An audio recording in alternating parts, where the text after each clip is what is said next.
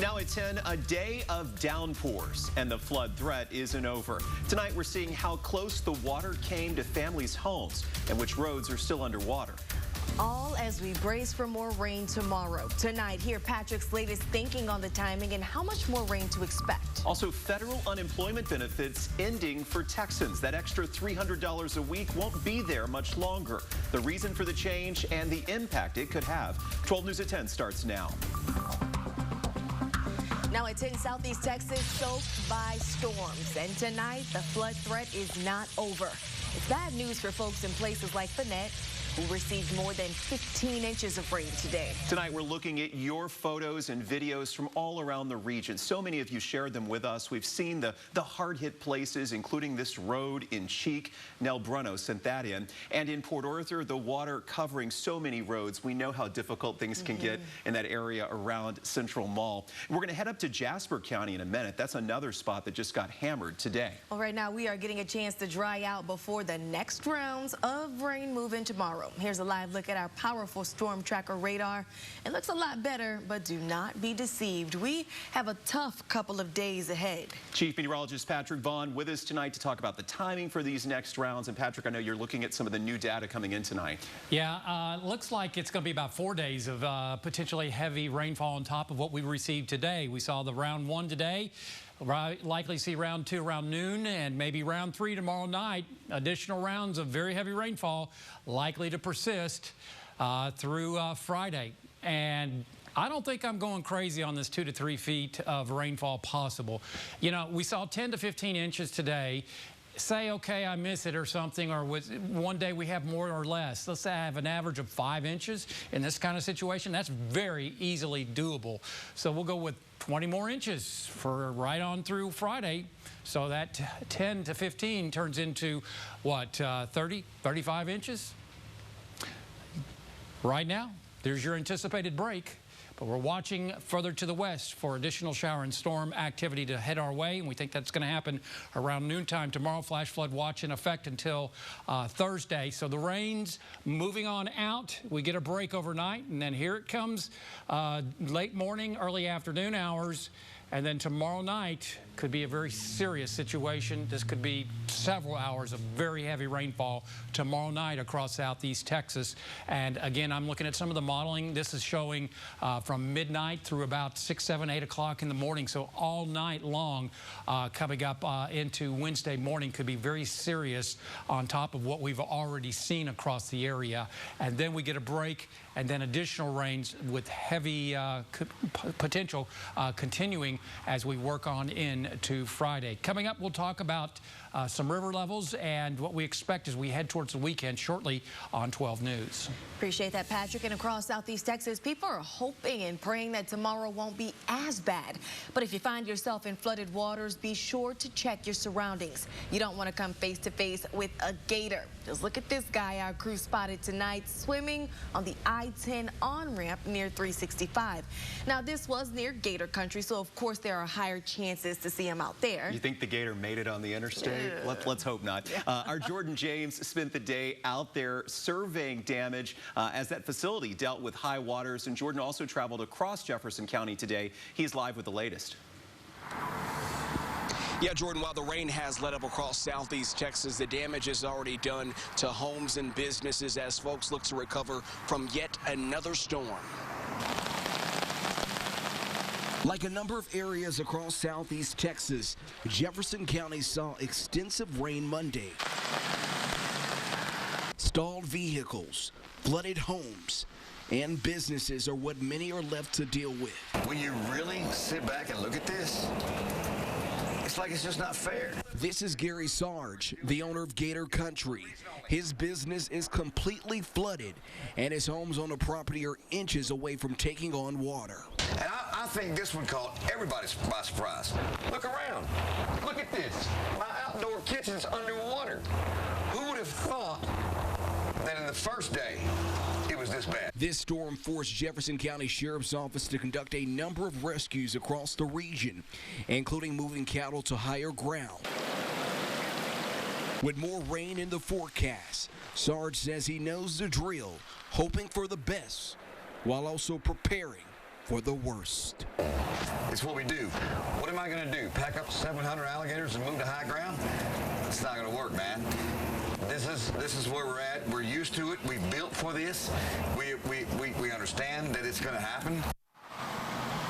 Sarge tells me that all of his gators are accounted for, but you can expect this weather to stick around through the week, so be sure to stay with 12 News for the latest. For now, reporting here live from Beaumont, Jordan James, 12 News. Jordan, glad to be drying off there. Port Arthur's another spot that just saw too much rain too fast today. We had updates from the city and Drainage District 7. Both said all pumps were functioning and doing their best. But for a while, we were seeing more than 2 inches of rain falling every single hour, and the equipment just could not keep up. Those dangerous road conditions forced lots of Southeast Texas school districts to close early today. A handful decided to move to virtual learning tomorrow to be safe. We have a full list of those closures on our website, 12newsnow.com. You know, we showed you the trouble around Finette. Jasper County also got hit hard with major flooding today. Highway 96 that runs through the city closed earlier because of this high water. You're looking at some video from Kirby Humble. This was taken at the intersection of Highway 96 and Austin Street. Now, some areas received more than a foot of rain there in the past 24 hours. Jasper County Judge Mark Allen tells 12 News they had to shut down a lot of county roads and even some state highways because of rising water levels. Now, city workers told 12 News they hadn't seen something like this since Harvey. Tonight, officials are encouraging you to stay off the roads as much as possible, saying if you see high water, turn around, because even if you're familiar with the area at night, you just can't tell how deep that water is. We're trying to prepare ourselves and brace ourselves for the next 3 or 4 days of this. We're hoping that it'll be a little bit of a break over the next couple of days. Give us time, give the rivers and the creeks time to go down a little bit before we get another round, say Thursday or Friday. So we're all just going to keep working together and get through this. Yeah, we will. Judge Allen says he'll continue to work closely with the county's emergency management office to monitor road conditions this week. If you're in Jasper County and in need of sandbags, the county has you covered. You can pick up sandbags at each of the commissioner's barns. And in Newton County, commissioner's barns there also have a supply of sandbags. You can see the locations, including some in Burkeville and in Orange. We have all this info for you online. And from Lumberton to LaBelle, Nederland to Newton, and everywhere in between, our 12 News Storm Trackers have you covered. We'll be on the air starting at 4:30 tomorrow morning with the very latest on this wild weather. Now to the day's other top stories. There's big news coming out of Austin today. Texas has decided to end federal pandemic-related unemployment benefits. So that means recipients will not be getting an additional $300 per week anymore. Governor Abbott made the announcement today. This follows calls from business owners to end the distribution. He says the state's economy is booming, with many employers struggling to find workers, and that there are nearly 60% more jobs open and posted today compared to February of 2020. You remember, that's the month before the pandemic started. The additional benefits will end June 26th. 18 other states have already opted out. Good news, if you woke up in a panic today thinking this was the last day to file your taxes, you can breathe a little easier this evening. Texans are getting a little longer to file. You remember the winter storm? Yeah, that one. The federal government gave us about an extra month to get all of our business in order. So the new date to mark on your calendar, June 15th. And some good news for parents tonight. That child tax credit should start hitting bank accounts July 15th. So who qualifies? Single parents who make up to $75,000 a year, head of household filers who make just over $112,000, and married joint filers earning up to $150,000. Families with children under 6 can get up to $3,600 in cash allowances. That's about $300 a month. And families with kids aged 6 to 17, they get up to $3,000. That's $250 a month. You know, the rain made it a bit harder for folks to leave the beach today following the Go Topless Jeep weekend. A lot of folks were busy packing up and heading home, but some spending a little extra time in jail. The Galveston County Sheriff says more than 200 people were arrested over the weekend.